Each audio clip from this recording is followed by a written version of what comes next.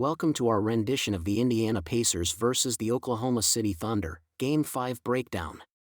Welcome back, basketball fans. Game 5 of the NBA Finals between the Indiana Pacers and the Oklahoma City Thunder was nothing short of a roller coaster. With the Thunder grabbing a crucial 120-109 victory, this game was more than just numbers on a scoreboard. It was a war of attrition, a battle of wills, and a showcase of how momentum, refereeing, and pressure all come together on the biggest stage in basketball. From Jalen Williams' breakout performance to the controversial officiating and Indiana's struggle to maintain composure, we've got it all covered. So, let's go through 7 sections of this game and give you our rundown. Section 1, Jalen Williams explodes. Let's begin with the star of the night, Jalen Williams. The second-year standout torched the Pacers with a career playoff high of 40 points. He was relentless, knocking down mid-range jumpers, slashing to the rim, and hitting clutch three-pointers. 24 of those points came in the second half, and many of them came when the Thunder desperately needed a scoring punch to fend off Indiana's run. He looked confident, calculated, and fearless. Whether it was coming off screens, attacking mismatches, or pulling up off the dribble, Williams was surgical. In a moment that defined the night, he hit back-to-back baskets during a fourth-quarter run that stretched OKC's lead to double digits.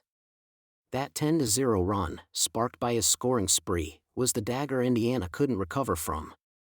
Section 2, SGA's silent dominance and team balance. While Jalen grabbed headlines, Shai Gilgeous-Alexander quietly delivered a masterpiece of his own. The All-NBA guard finished with 31 points, 10 assists, and 7 rebounds. His poise, control, and ability to read defenses allowed OKC's offense to flow smoothly, even when Indiana applied pressure. Coach Mark Daigneault shifted SGA into more off-ball sets in the second half, and it paid off. With Hartenstein handling the ball more and creating from the high post, Shai found scoring lanes and catch-and-shoot opportunities. The Thunder bench also stepped up. Aaron Wiggins and Cason Wallace hit timely threes, and Jalen Williams played with grit on both ends of the floor. Oklahoma City didn't just win with talent, they won with cohesion, spacing, and depth. Section 3, Pacers' fiery comeback. Indiana didn't roll over. After trailing by 18 points in the first half, the Pacers came storming back, thanks to an electric third-quarter run. Pascal Siakam was a force, finishing with 28 points, attacking mismatches, and drawing fouls in the paint. But it was T.J. McConnell who brought the fire. The veteran guard erupted for 18 points, with 13 coming in a jaw-dropping 7-minute stretch where Indiana shaved the lead to just 2 points. McConnell's hustle plays, steals, and relentless drives energized the crowd and put OKC on its heels. The Pacers' transition game finally kicked in. Obi Toppin finished alley-oops, and Andrew Nembhard added key buckets. For a moment, it looked like Indiana was about to flip the script. Section 4, the officiating drama, 3:30 to 4:30. Now, let's talk about the elephant in the room, the officiating. Pacers fans were livid by the end of Game 5, and for good reason. The referees made several questionable calls down the stretch. 2 away-from-the-play fouls were called on Indiana within the final minute, gifting OKC free throws in possession. Add to that a critical out-of-bounds ruling that many believe should have gone the other way, and you've got a boiling pot of frustration. Even more controversial was the non-call when Aaron Nesmith took a hit on a potential charge. No whistle blew. These moments didn't just hurt Indiana, they demoralized them. The chants of "Ref, you suck," echoed through the arena. It's hard to say whether the calls changed the outcome, but they certainly shifted momentum. Section 5, Halliburton's absence in Pacers' struggles. Tyrese Halliburton was a non-factor in this game. Dealing with a leg injury, he managed only 2 points and 0 field goals. His usual playmaking brilliance was absent, and his limited mobility left the Pacers without their floor general.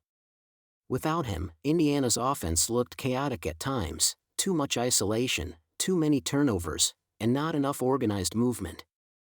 Indiana committed 23 turnovers, leading to 32 Thunder points. That stat alone was a game changer. For all the talent they have, the Pacers simply couldn't protect the ball or execute consistently under pressure. Their shooting dipped below 45%, and their defensive rotations were late during key OKC runs. Section 6: OKC's defensive strategy. What made Oklahoma City so effective wasn't just offense, it was defense. They played physical, swarming perimeter defenders like Lou Dort disrupted passing lanes, and their bigs contested every shot inside. Hartenstein was pivotal in walling off drives, and the team as a whole forced bad decisions from Indiana. They limited fast break points, closed out on shooters, and even when Indiana gained momentum, OKC stuck to their game plan. In the final 5 minutes, the Pacers scored only 6 points. That's how you win in the playoffs, lock down when it matters. Section 7: Game 6 in the future. With the series now at 3-2 in favor of the Thunder, they head back to Oklahoma City with a chance to close it out in front of their home fans. Historically, NBA Finals teams that win Game 5 in a tied series go on to win the championship over 80% of the time.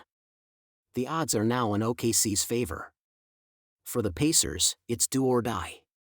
They need Halliburton back at full strength, fewer turnovers, and a better whistle if they want to force a Game 7. Siakam and McConnell have proven they can carry the load, but they need help. They'll have to silence the crowd, slow down Williams, and play with perfect discipline. In conclusion, Game 5 had everything: highlight plays, a roaring crowd, stars shining bright, and plenty of drama. Whether you're a Thunder fan dreaming of that first title or a Pacers diehard hoping for redemption, Game 6 will be must-watch basketball. Don't forget to like this video, hit that subscribe button, and drop your thoughts in the comments. Was Game 5 decided by the players, or the referees? And can Indiana bounce back? We'll see you after Game 6.